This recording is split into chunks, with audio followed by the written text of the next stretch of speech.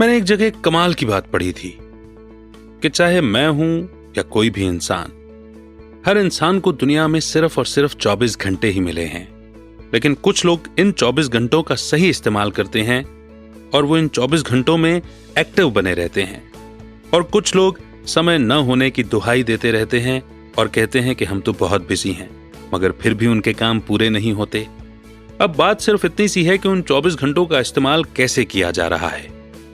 यूं तो time management के ऊपर या प्रायोरिटी के ऊपर कई सारी बुक्स लिखी गई हैं, लेकिन आज की बुक समरी बेहद कमाल की है, जो आपको बहुत ही आसान तरीके से पहले आपको जीना सिखाएगी और उसके बाद टाइम को मैनेज करना, प्रायोरिटीज को सेट करना।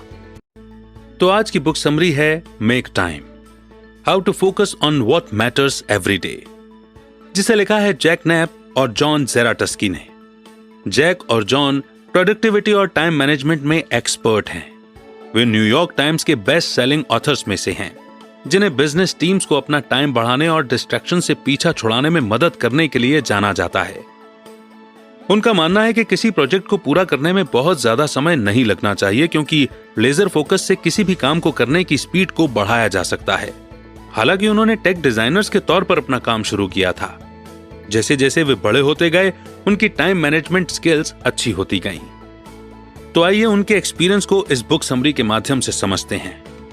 शुरू करते हैं आज की book summary make time, how to focus on what matters every day by Jake Knapp and John Zeratsky. अगर मैं आपसे पूछूं कि आपका पिछला महीना कैसा रहा, तो आप क्या याद कर पाएंगे? क्या आपने क्या किया था और कौन सा काम करने से आपको खुशी मिली थी? आपको शायद याद नहीं होगा, क्योंकि आप अपने काम में इतने बिजी थे कि जिंदगी जीना ही भूल गए।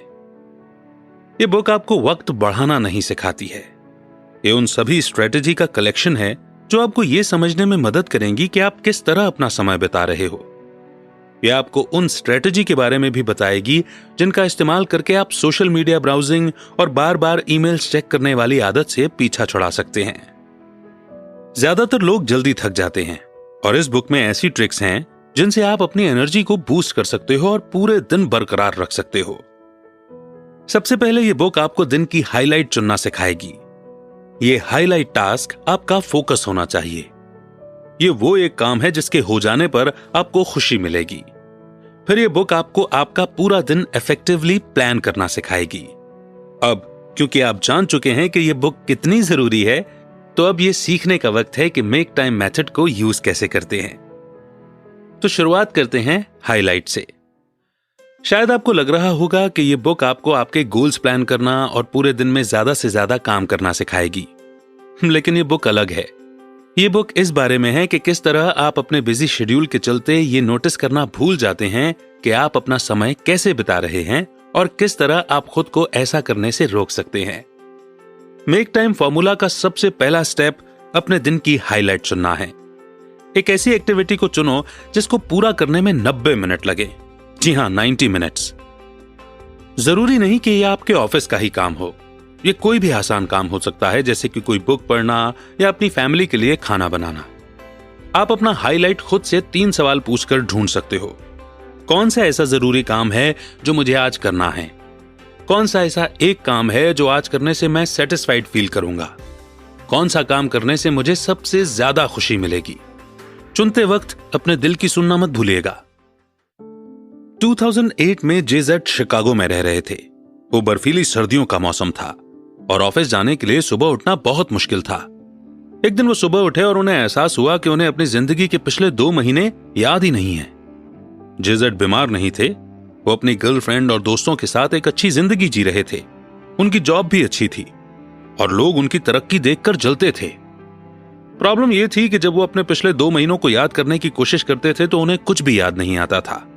हालांकि उन्हें कहीं भी कोई नोट लिखा हुआ नहीं मिला जिससे उन्हें कुछ याद आ सके कि उन्होंने क्या क्या किया था। जेजेड जानना चाहते थे कि उनके साथ क्या हुआ था, इसलिए उन्होंने तय किया कि वो अपनी जिंदगी के साथ काफी कुछ करेंगे। उन्होंने सोचा कि पिछले 2 महीने याद न होने का कारण यह था कि उन दिनों उन्होंने ज्यादा कुछ किया ही नहीं था। इसीलिए जेजेड पर अपना हर एक पल कंट्रोल करने का जुनून सवार हो गया था। वे बहुत जोरों शोरों से प्लान कर रहे थे जिससे उनका एक पल भी बर्बाद ना हो। फिर जेजेड ने सोचा कि उन्हें अपनी पर्सनल लाइफ को भी कंट्रोल करना शुरू करना चाहिए। उनके पूरे कैलेंडर में आसान काम लिखे हुए थे और उनके पास सांस लेने की भी फुर्सत नहीं थी। अपने दिनों को महसूस करने के बजाय जेजेड को कुछ समझ नहीं आ रहा था कि उनके साथ क्या हो रहा है। वो ठीक से काम नहीं कर पा रहे थे और उन्हें अपने दिन छोटे और बेमतलब के लगने लगे। जेजेड ने अपना तरीका बदलने की कोशिश की। अपने टाइम को बढ़ाने पर ध्यान देने की बजाय उन्होंने अब अपने फ्यूचर के बारे में सोचना शुरू किया। इसीलिए उन्होंने अपने आने वाले 5, 3 और 1 साल का प्लान बनाया।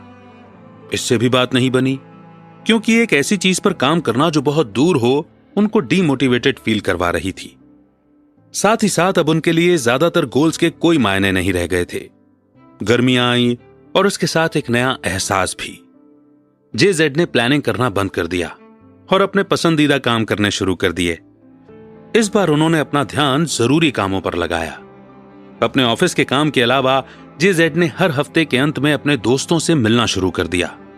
हर सुबह 1 घंटे वर्कआउट करना शुरू कर दिया और सेलिंग पर भी जाने लगे।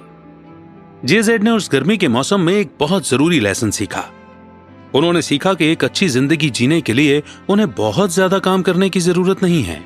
उन्हें बस थोड़ा धीरे धीरे चलने की जरूरत थी और कुछ ऐसा देखने की जरूरत थी जिसे वो रोज कर सकते थे। ये थी उनकी हाईलाइट। आप अपना फोकस चेंज करके आपकी जिंदगी खुशी से जी सकते हो। प्लान करना अच्छा है और यह आपको आगे लेकर जाएगा, लेकिन अपना पसंदीदा काम रोज करने से आपकी जिंदगी और खुशहाल बन जाएगी। तो ये है हाईलाइट। और इसको समझने के साथ अब आगे बढ़ते हैं, समझते हैं डिजाइन योर डे। आप सोच रहे होंगे कि खाना बनाने जैसे छोटे काम पर ध्यान देने के लिए किसके पास वक्त है। लेकिन अगर आप अपने कैलेंडर में हाईलाइट को जगह ही नहीं दोगे तो आप कभी भी अपनी लाइफ को एंजॉय नहीं कर पाओगे। जैसा कि पहले भी बताया कि पूरे दिन काम करने से आप अपनी जिंदगी जीना भूल जाओगे। आप एक रात पहले ही आने वाले कल की पूरी प्लानिंग कर सकते हैं। अपनी हाईलाइट के लिए टाइम निकालो और बाकी सबको उसी के हिसाब से वक्त दो। ऐसा करने से आपका यह सोचने में वक्त बर्बाद नहीं होगा कि अब आगे मुझे क्या करना है। दिन के खत्म होते होते ये देखो कि कौन सा काम हुआ और कौन सा नहीं। अगर कोई काम नहीं हुआ है तो आपको उसे ठीक करने के तरीके ढूंढने की जरूरत है। अपना दिन प्लान करने से आपकी फ्रीडम नहीं रुकेगी, बल्कि ऐसा करने से आप ऑर्गेनाइज्ड रहेंगे और अगले स्टेप के लिए भी पूरी तरह से रेडी रहेंगे। अपने हाईलाइट को न करने के लिए अब आपके पास कोई बहाना नहीं होगा, क्योंकि आप पहले से ही इसे अपने शेड्यूल में शामिल कर चुके हो। चलो सारा कूपर से सीखने की कोशिश करते हैं। सारा गूगल के लिए काम करती थी। उन्होंने अपनी जॉब छोड़ दी क्योंकि उन्हें एक राइटर और कॉमेडियन बनना था। इसीलिए उन्होंने खुद के लिए स्क्रिप्ट्स लिखना शुरू किया और अपनी वेबसाइट द कूपर रिव्यू पर वीडियो बनाना भी शुरू कर दिया। उनकी वेबसाइट ने करोड़ों लोगों को अट्रैक्ट किया और वो पॉपुलर होने लगी। सारा ने एक बुक डील साइन की और वो बहुत सारे लोगों के लिए एक रोल मॉडल बन गई। जब उनसे यह पूछा गया कि वो घर से काम कैसे कर पा रही हैं, तो सारा ने जवाब दिया कि वो अपने हर घंटे को प्लान करती हैं। उनके पास एक नोटबुक है जहां उन्होंने अपने हर काम को बांट रखा है कि कब कौन सा काम करना है, और दिन के खत्म होते होते वो पूरा शेड्यूल देखती हैं कि कौन सा काम हुआ और कौन सा नहीं। आप अपनी नोटबुक को 3 हिस्सों में बांट सकते हो, प्लान, एक्चुअल और रिवाइज्ड। प्लान में आप एक रात पहले वो लिखेंगे जो आपको अगले दिन करना है। एक्चुअल में लिखना है कि आपने पूरे दिन में क्या क्या किया। रिवाइज्ड में वो सारे चेंजेस होंगे जो आप दिन भर में करते हो। आप अपने लिए एक परफेक्ट डे डिजाइन नहीं कर सकते क्योंकि आपको नहीं पता कि आगे क्या होगा, लेकिन जब आप अपने प्लान को रिव्यू करके उसमें बदलाव करते रहते हो तो आप अपने लिए एक सही रूटीन बना पाते हो। अगली बार जब भी कुछ अचानक से होगा तो आपको पता होगा कि आपको क्या करना चाहिए। इसीलिए अपना दिन प्लान करना शुरू कर दो और अपने हाईलाइट के लिए जरूर टाइम निकालो। एक नोटबुक अपने पास रखने से आपको अपने जरूरी काम वक्त पर करने में मदद मिलेगी, है ना? इसी के साथ अब आगे बढ़ते हैं और समझते हैं लेजर। अब जब आप अपनी हाईलाइट चुन चुके हो, अपना दिन प्लान कर चुके हो और अपनी प्रोग्रेस को मेजर कर चुके हो, तो अब वक्त है फोकस का। आज के जमाने में सबसे बड़ी दिक्कत फोकस करना ही है।